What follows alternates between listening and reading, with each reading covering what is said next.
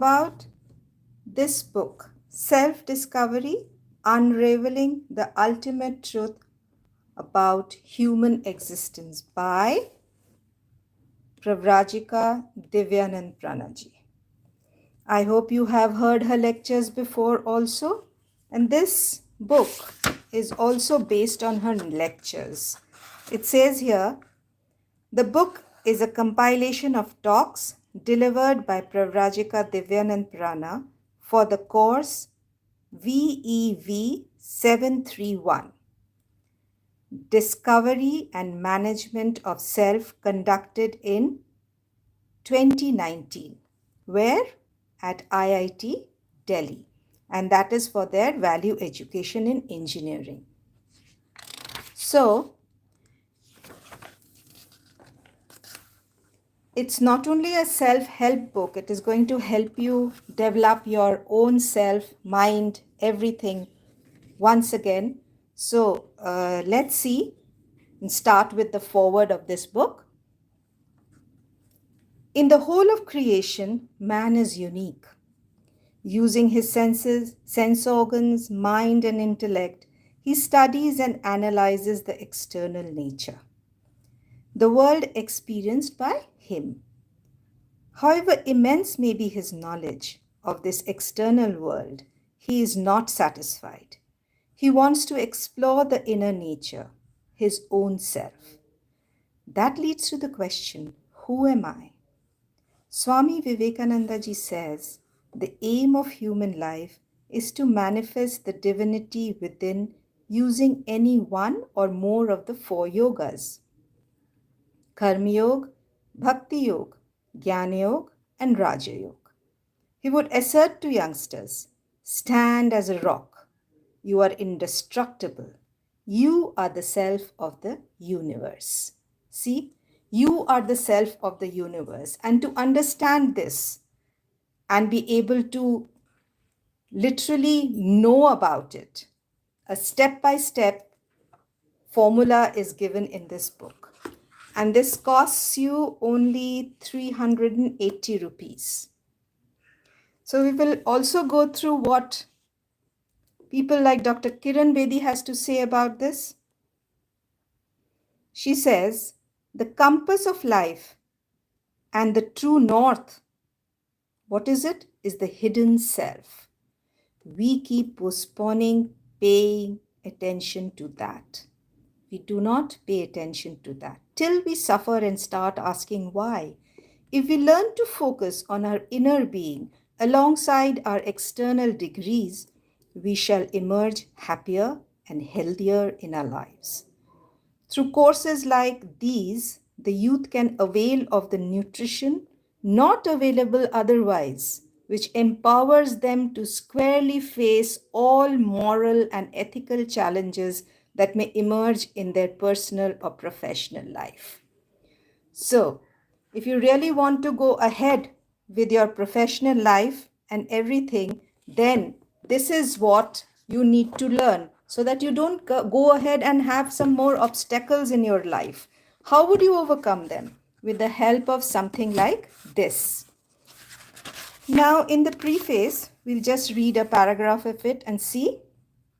It says, since time immemorial, the human mind has endeavored to plumb into the nature and depths of human existence. The rishis of India were stalwart inquirers into the nature of human existence and consciousness. Their meditation and process of inquiry constitute the Upanishads or the knowledge portion of the Vedic literature. This profound piece of literature epitomizes the Indian spiritual heritage and is called Vedanta. It encapsulates the essence of the Vedanta and goads human energy to discover the highest reaches of human consciousness.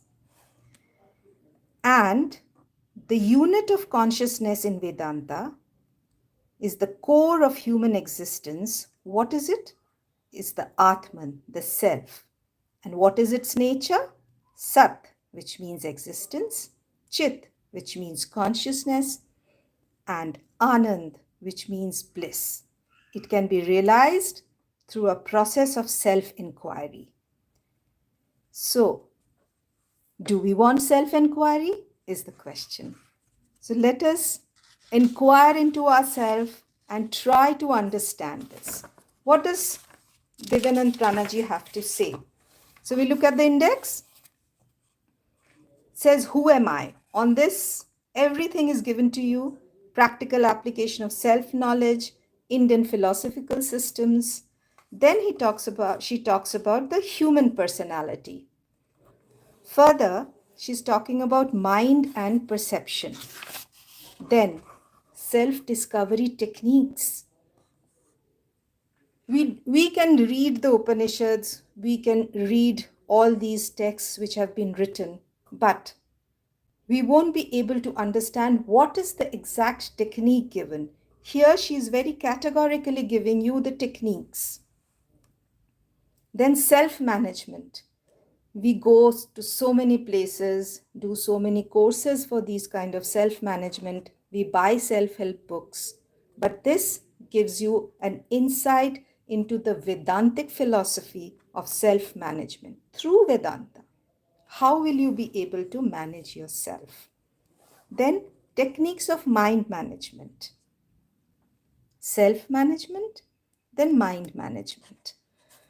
Now it is always, we know, it's mostly the mind that is a problem. We can see Style of Creativity has joined us. Thank you for joining. Here it says techniques of mind management. What are these techniques of mind management? All these important things are given to you. First, most important, laws of relationship, how to handle negativity. In today's life, we really plunge into negativity often. So how do I handle this negativity? Then Vedantic prospects to modern neuroscience. Science is what each and every individual is looking towards. As we can see today, we always run after the scientific proof of anything that is around us. So here she gives the Vedantic prospects to modern neuroscience. Then she talks about research methodologies for subjective sciences also, and how to apply Yoga Vedanta. The first chapter is talking about who am I? Now, let us see how pictorially it is given to you. Everything. What are we? We are the Atman. Then there is the intellect, the mind, our vital energy, and the physical body. If we go from outwards in, physical body, vital energy, mind, intellect, and finally the Atman. This is to discover, this book helps you to discover and understand, at least intellectually, that you are nothing but the Atman. Now, let us see how is she given you the rest of the book, how pictorial it is and how tabulated it is. See, she talks about emotional intelligence here. Motivation, empathy, social skill, self-awareness, self-regulation. And each topic she will handle one by one.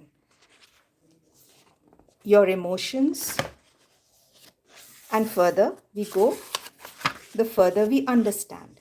Now let's see, she's talking about suffering, but she gives an equation. What is suffering equal to? Pain into resistance.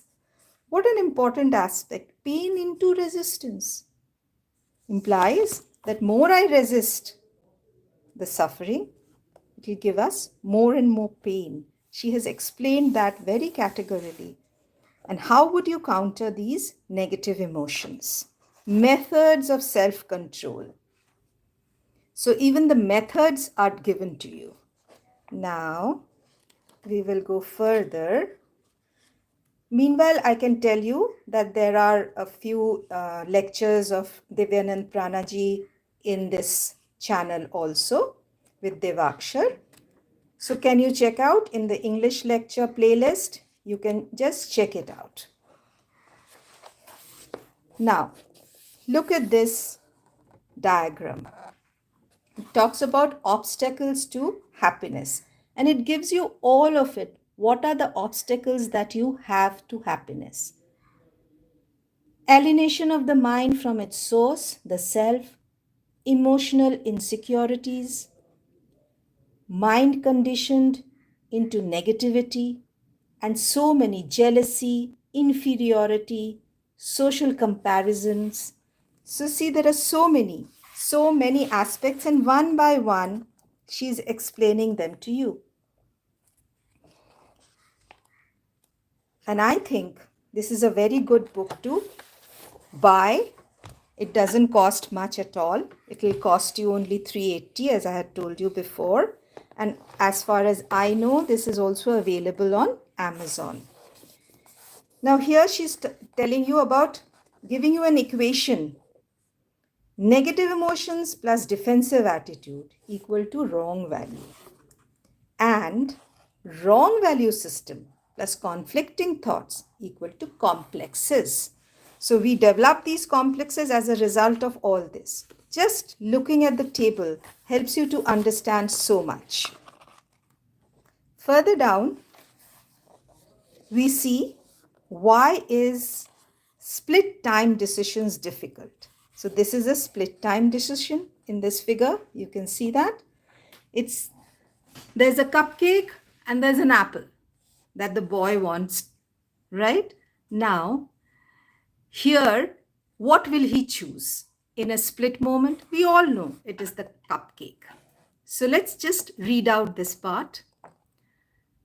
There are two things before the little boy, an apple and a cupcake. Within seconds, he decides that he wants a cupcake and not the apple. Although he has the freedom of making a choice, what makes him choose the cupcake? It is the taste, as it is an object of pleasure for the little boy. He grows up. There is a possibility that he chooses the apple. Now, what does the example show?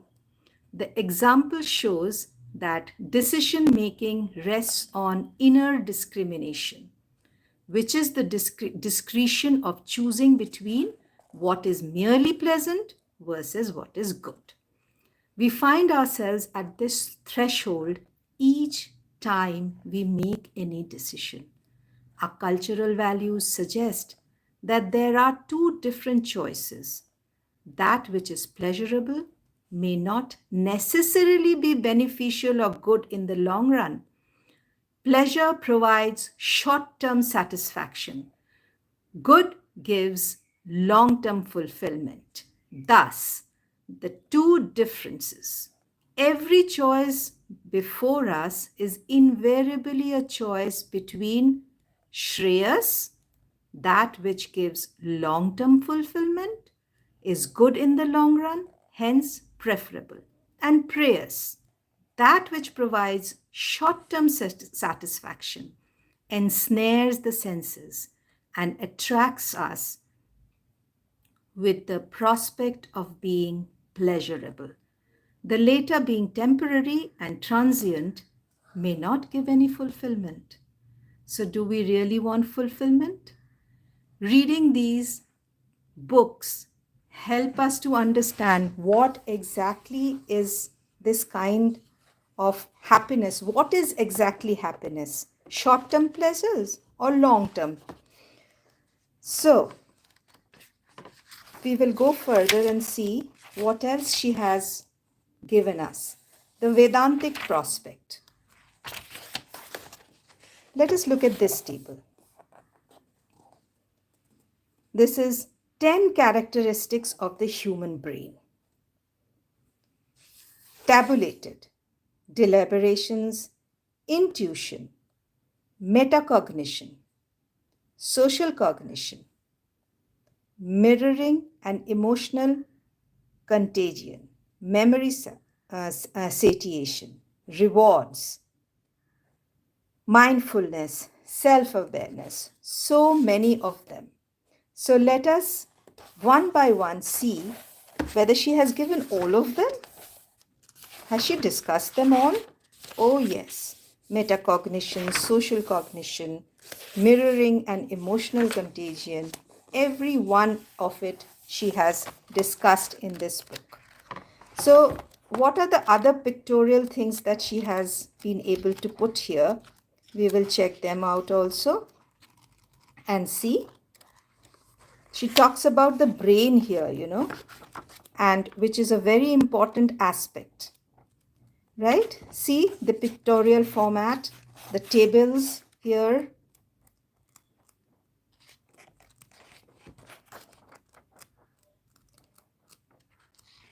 And this scientific structure of the brain here about the neurosciences.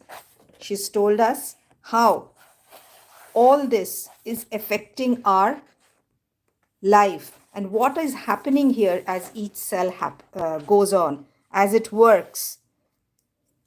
She's giving you this whole structure, features of a single neuron. And then she will give you the matrix-like network that is created during a learning process by neurons. And further, she will explain the whole aspect to you. So I would suggest that this is a must-buy book for all of us. It's a lovely book which will again give you a lot of understanding into the nature of human mind. There is another thing called spiritual intelligence. Do we really understand that there is something more than just intellectual aspects? The spiritual intelligence?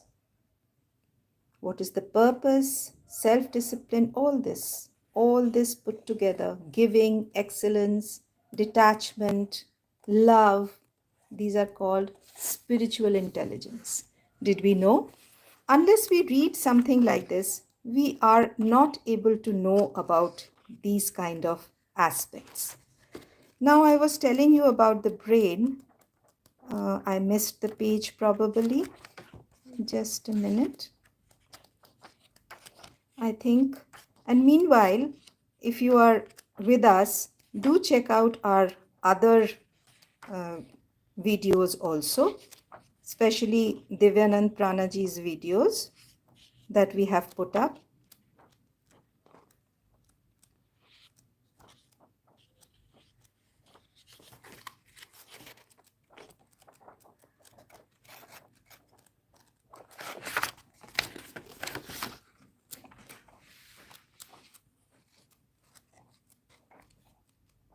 I think I have lost the page, but there is a pictorial description of how the brain sees, and which we know through science.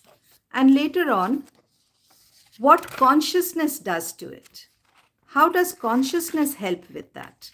That is what she has told you, that without consciousness, without there being a conscious principle behind, we cannot see. Because as we all know, a brain dead person is not able to see things. So that diagram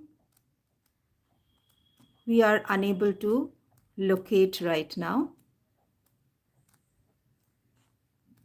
But remembering that there is the brain, the bird sees the brain, and here, I think I got it. Here, says experience is always in the first person. So through the eyes. Then that goes here. You recognize this bird, and then in the brain, there are some activities happening. After that, what happens is we recognize, the brain recognizes this. Then there is a creation of vrittis in the mind, or thoughts or ideas that this is what it is. But everything is happening. But unless this light is there, without light, we cannot see anything. So unless this light is there, we are incapable of further going on. So this consciousness is the most important thing. Without this conscious principle, we will not be able to work on. So I hope you have all liked the book, and you're going to buy the book. In the next, there will be another session where we will introduce you with another book, Science of Happiness. Science of Happiness according to Yoga Vedanta by Pravrajika Divayanandaprana. We will introduce you to this book. This is also based on lectures at IIT, Delhi. So for now, this much. Thank you so much for being with us. Always stay connected. Thank you.